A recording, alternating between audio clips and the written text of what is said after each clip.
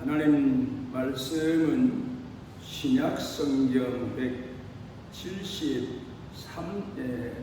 121페이지, 신약성경 121페이지, 누가복음 15장 11절부터 24절까지 공독합니다.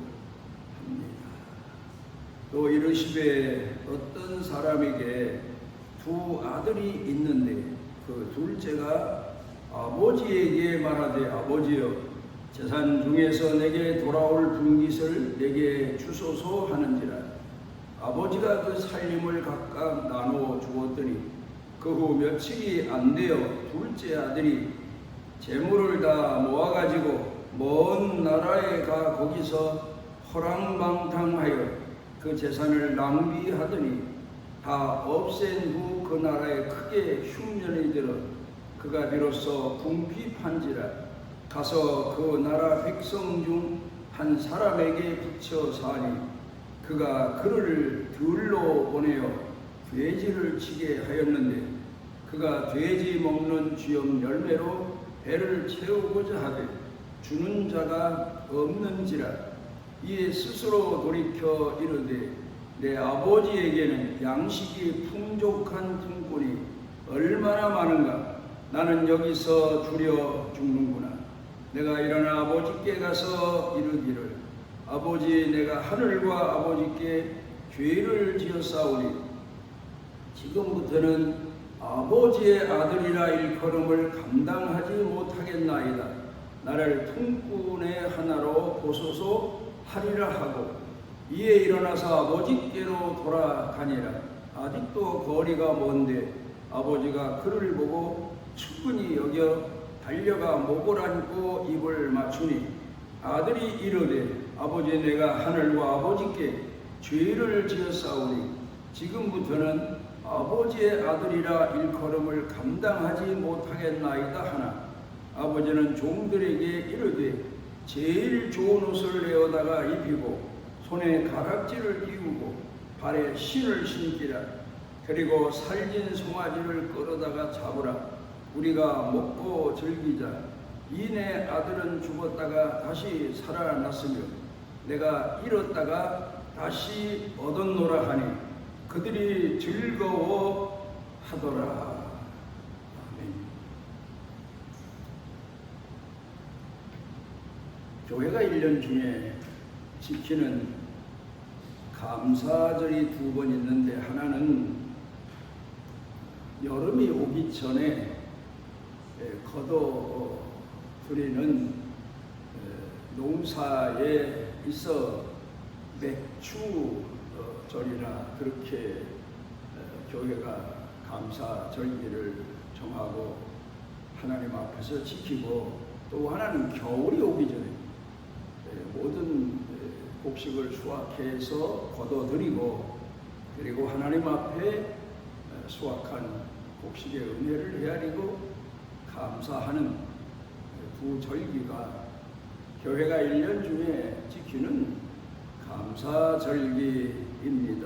이때마다 내가 생각나는 이야기 하나가, 어떤 농부가 열심히 1년 농사를 합니다.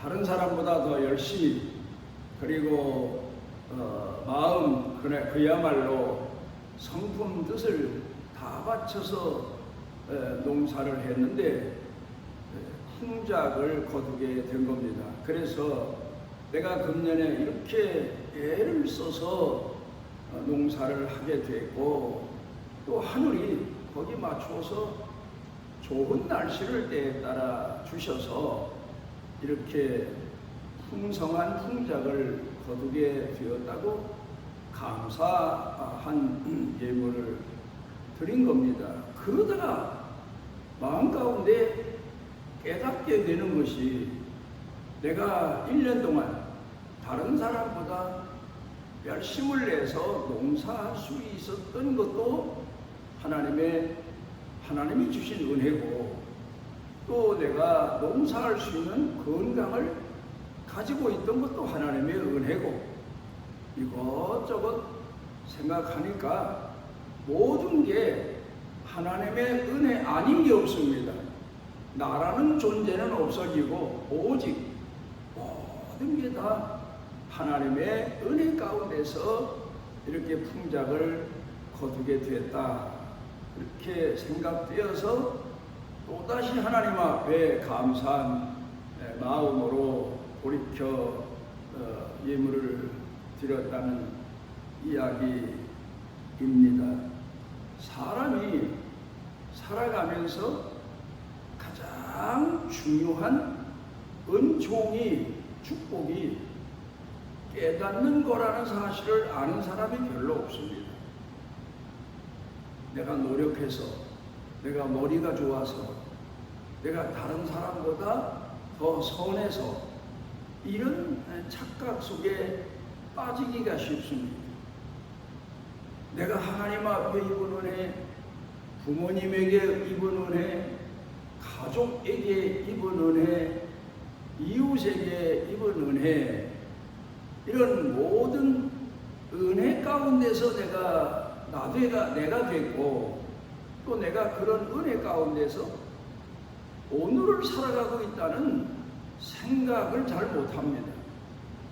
그리고 모든 게 내가 오늘 이만큼 온 것도, 이만큼 된 것도, 이만큼 이룬 것도 하나님의 크신 긍휼의 은혜다. 은혜뿐만 아닙니다. 긍휼의 은혜입니다. 하나님이 주실 수 없는데도 죄인에게 베푸신 은혜가 그렇게 큰 겁니다.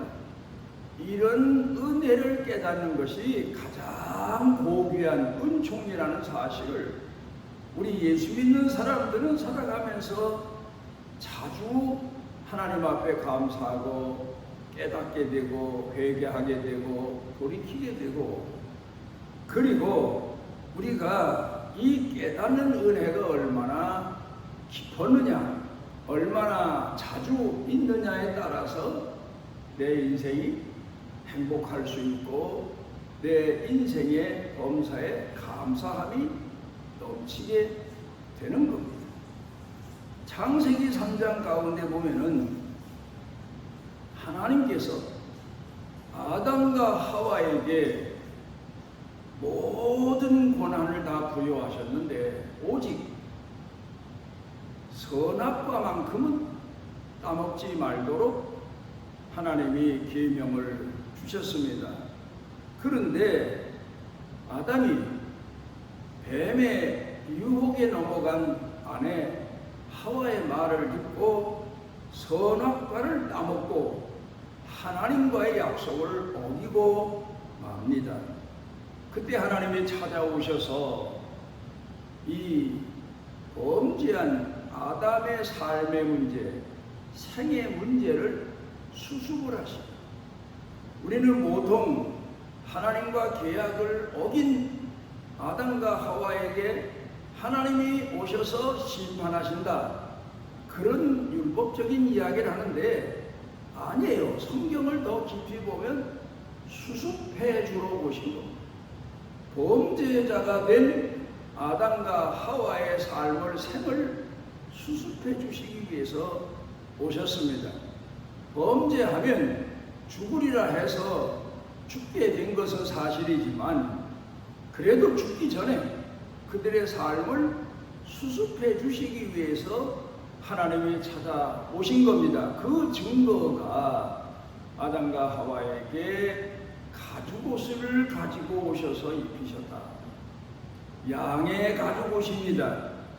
그건 무엇을 상징하는가 하면은 내가 범한 죄값을 내가 대신 치러주마 하는 의미도 있지만, 또 하나는 나는 너를 사랑한다는 정표이기도 합니다. 증표이기도 하고 정표이기도 합니다. 내가 범죄했어도 나는 너를 사랑한다, 내 죄값도 내가 대신 치러주마 하는 증표요 정표입니다. 그리고는 하나님께서 아담과 하와에게 말씀하시는데, 아담에게는 내가 앞으로는 땀을 흘려야, 수고해야, 농사해서 먹을 것을 얻게 되고 수 있게 되는 생을 살아야 된다.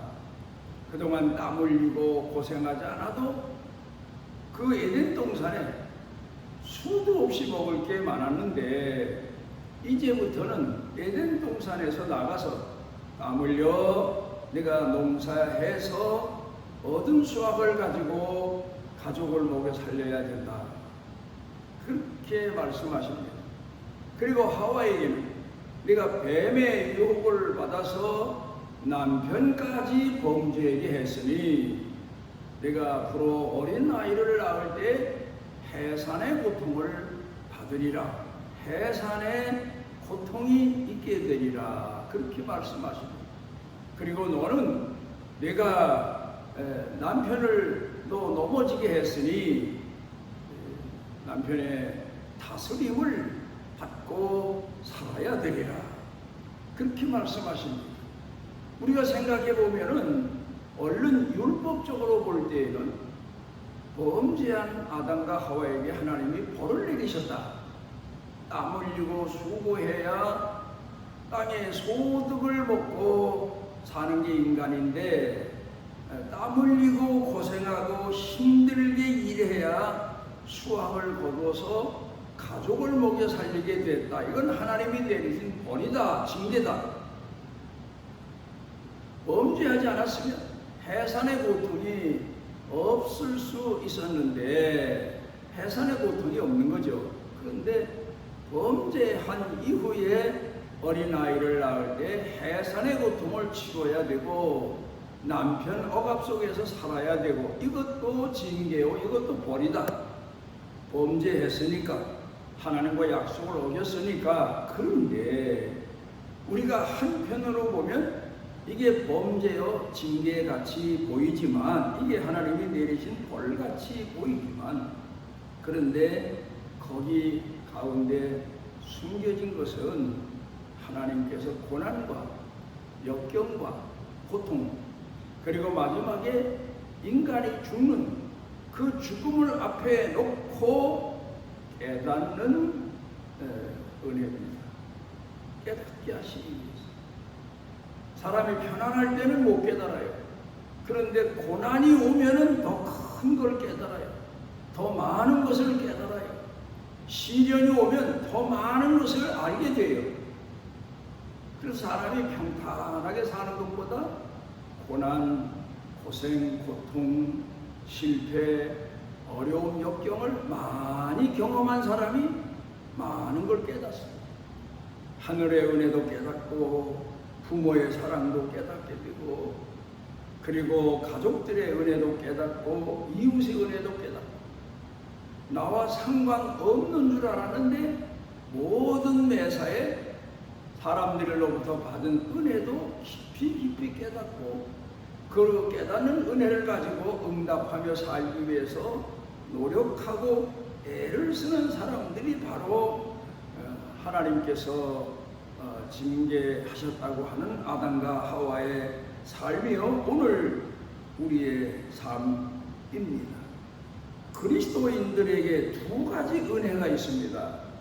하나는 내가 하나님 앞에서 범죄한 인간으로 살다가 영원히 하나님 앞에 심판받고 형벌을 받을 지옥 형벌을 받아야 되는데 예수 그리스도를 통해서 죄사함을 받고 구속의 자녀가 된 은혜가 얼마나 큰지 모릅니다.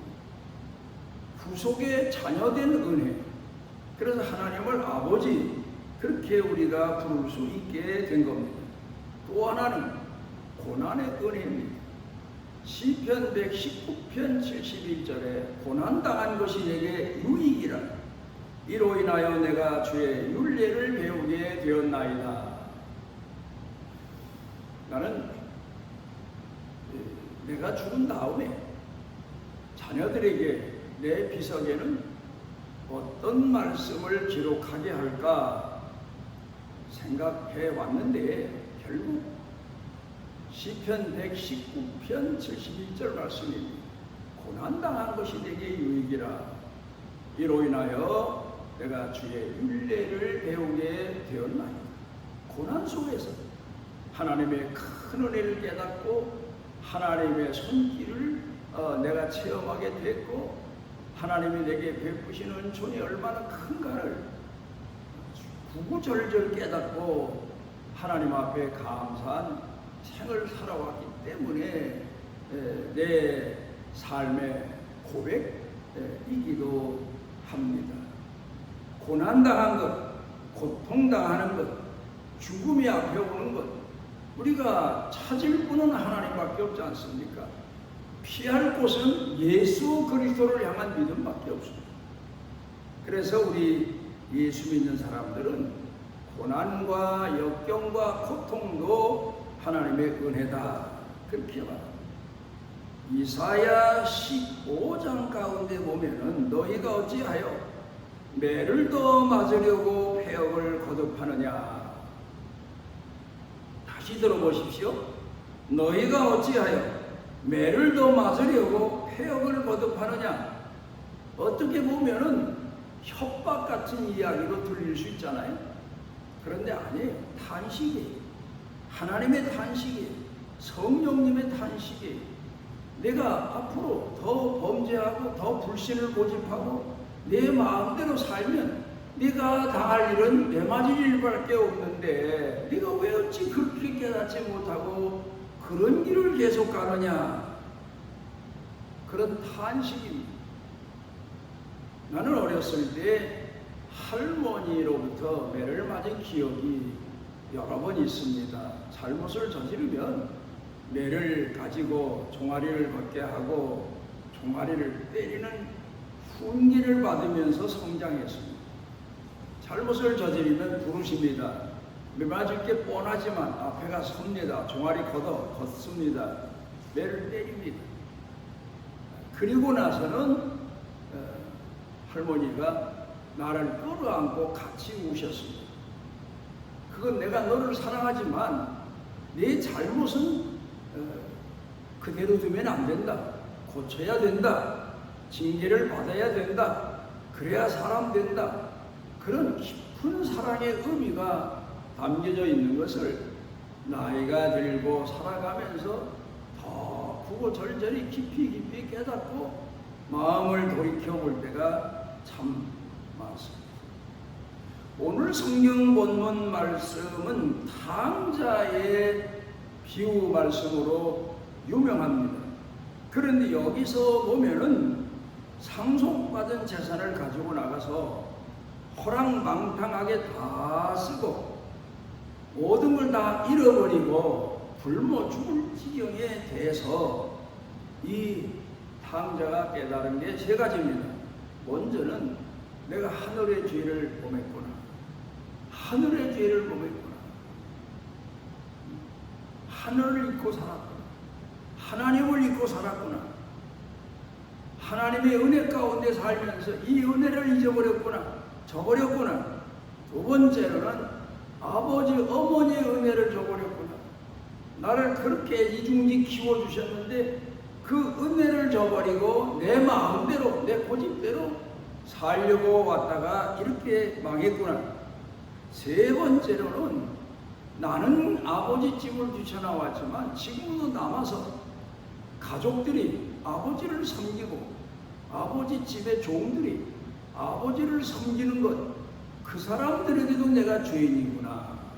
본을 보이지 못했고 모범을 보이지 못했고 나도 아버지 어머니 은혜에 응답지 못하며 살고 가족들 소중한 줄 모르고 살았구나.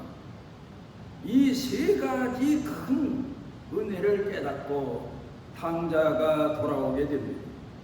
그래서 우리 그리스도인들에게는 고통이, 고난이, 어려운 시련이 기회라는 사실을 우리가 많이 체험합니다. 구약 성경 창세기 가운데 보면 요셉이라고 하는 야곱의 11번째 아들이 있습니다. 이 요셉이 형들에게 미움을 받아서 결국은 팔려서 애굽으로 노예가 돼서 갑니다. 그렇지만 거기 가서도 하나님을 공경하는 신앙으로 열심히 주인을 섬깁니다. 그런데 그 집에서도 또 모함을 받아서 감옥에 가. 그럼에도 그는 하나님을 배반하지 않고 하나님 공경하는 신앙으로 삽니다. 우리가 형통할 때는 하나님 은혜다. 또 모자란 사람은 나 잘나서 형통하고 성공했다 하지만 하나님 은혜를 깨닫고 보면 모든 게 하나님 은혜가 아닌 게 없습니다. 그런데 또 내가 내 의도와는 달리 실패하게 되고 고난당하게 되고 역경당하게 될 때에도 우리는 하나님을 공경하는 신앙을 버리지 않는 사람들이 바로 하나님을 공경하는 신앙인들입니다. 형들에게 팔려서 노예로 팔려갈 때에도 그는 하나님을 버리지 않았습니다. 죽도록 노예로 끌려가서 주인을 섬겼는데도 그 주인의 아내로 인하여서 감옥에 가게 되는데도 그는 하나님을 버리지 않습니다. 두 번의 큰 고난을 겪으면서도 하나님을 버리지 않고 하나님을 의지하고 삽니다. 그때 바로 온 땅에 기근이 왔는데 그때가 바로 기근의 때에 하나님이 기회를 주십니다. 바로 왕의 꿈을 해몽해서 바로 왕이 가장 신임하는 총리가 됐고 온 세상을 통치하고 다스리는 사람으로 살아갈 수가 있게 됐습니다. 기회입니다. 그런데 오늘 성경 본문의 말씀을 보면은 탕자는 아버지 집을 많은 재산을 가지고 나갑니다. 내 나름대로 사업해서 아버지보다 더 잘 살 수 있다는 착각 속에 나갔겠지요. 그리고 가서는 사업을 한 게 아니라 호랑방탕하다 보니까 정신 못 차리고 살다 보니까 가지고 나온 거 다 잃어버렸어요. 그리고는 먹을 게 없어서 돼지도 가뭄 때에 잘 먹을 양식이 모자라는 주염 열매로 배를 채우다가 비로소 내가 하늘과 아버지께 가족에게 이 큰 죄를 범하게 됐구나 하는 것을 깨닫습니다. 그래서 우리 예수 믿는 사람들에게는 고난의 때가, 역경의 때가, 시련의 때가, 실패의 때가 깨닫는 계기가 되는 겁니다. 그런데 여기서 중요한 게 하나 있습니다. 고난당한다고, 역경당한다고, 죽음이 앞에 온다고 다 깨닫고 하나님 은혜 깨닫고 부모 은혜 깨닫고 가족 은혜 깨닫느냐 하면 아닙니다. 이 깨닫는 은혜가 하나님으로부터 온다는 사실을 우리는 성경을 통해서 깨닫게 됩니다. 아버지께서 이끌지 아니하시면 아무도 내게 올 자가 없다. 성령께서 이끌지 아니하시니.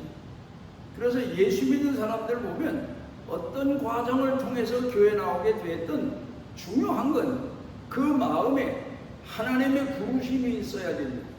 성령님의 부르심이 있어야 됩니다. 깨닫게 하심이 있어야 됩니다. 빛을 비추어 주셔야 됩니다. 사람이 믿음이 없고 성령님의 감화 감동이 없으면 실패하고 남에게 속고 그리고 또 어려움을 겪고 고통을 당하게 되면 더 악해집니다. 더 악랄해집니다. 더 간교해질 수가 있습니다. 그런데 깨닫게 하시는 하나님의 은혜를 잊게 되면 비로소 돌이키게 됩니다. 탕자의 아버지가 그 많은 재산을 가지고 나가서 다 탕진하고 돌아오는 아들을 영접합니다. 그리고 잔치합니다. 가족들이 반대하고 가족들이 불평하고 아마 그 집 종들도 그랬겠지요. 그런데 아버지가 탕자가 돼서 돌아온 아들을 받아만 줘도 감사합니다. 그런데 이 아들이 돌아왔다고 잔치합니다. 그 잔치의 의미가 뭡니까?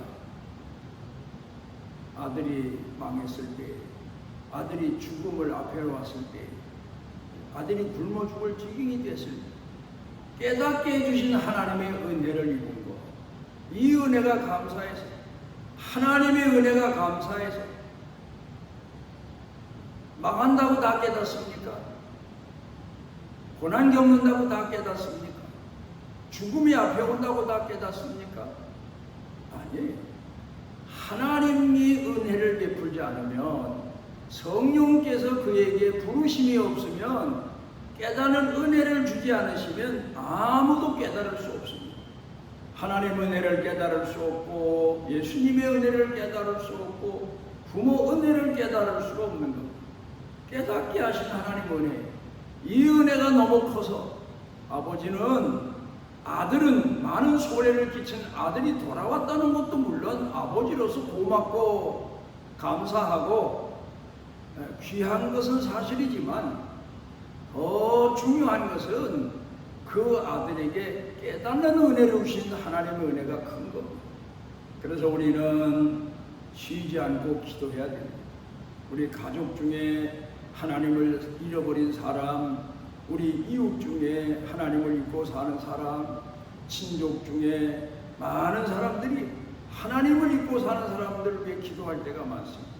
기도해야 됩니다. 쉬지 않고 기도해야 됩니다. 하나님이 어느 순간 어느 때 그 사람을 깨닫게 하시고 회개하고 돌이키게 하실지 우리는 모르지만, 분명 하나님은 우리 보고 기도하라 하셨고 기도의 응답을 약속해 주셨으니, 그 응답을 믿고 그 은혜를 믿고 하나님 앞에 탕자 아버지처럼 쉬지 않고 기도해서 탕자들이 돌아오는, 그리고 하나님 앞에 감사하고 찬양하며 잔치하는 크나큰 축복의 은혜를 모두가 누리시게 되기를 바랍니다. 오늘 우리를 사랑하셔서 주 앞에 모으신 아버지 하나님, 감사드립니다. 하나님의 은혜 속에 오늘 살고 있음을 다시 새로운 마음으로 깨닫게 하신 은혜를 감사합니다. 우리 모두가 다 이 땅에 살면서 평안할 때도 하나님의 은혜요, 고난과 역경 속에서도 하나님이 우리를 권고하시는 은혜인 줄 알고 깨닫고 감사하고 감격하고 하나님께 돌이켜 응답하는 축복의 은총이 넘치게 하옵소서. 예수님 이름으로 기도드리옵나이다. 아멘. 이스라엘의 하나님 여호와께서 그 날개 아래 보호를 받으러 온 내게 온전한 상 주시기를 원하노라. 우리를 사망에서 불신에서 구원해내신 우리 주 예수 그리스도의 무한하신 은혜와 우리를 품에 품으시고 영원토록 사랑하시고 우리 삶을 생을 책임져 주시는 아버지 하나님의 만극하신 사랑과 우리 속에 내재하셔서 깨닫게 하시고 위로해 주시고 치료해 주시고 강하고 능하게 하시는 성령님의 능력의 은총이 사랑하는 자녀들 가슴 속에 사는 생활 중에 일터 경영 온 가족 온 교회 중에 넘치고 넘치도록 함께 하시기를 축원하옵나이다.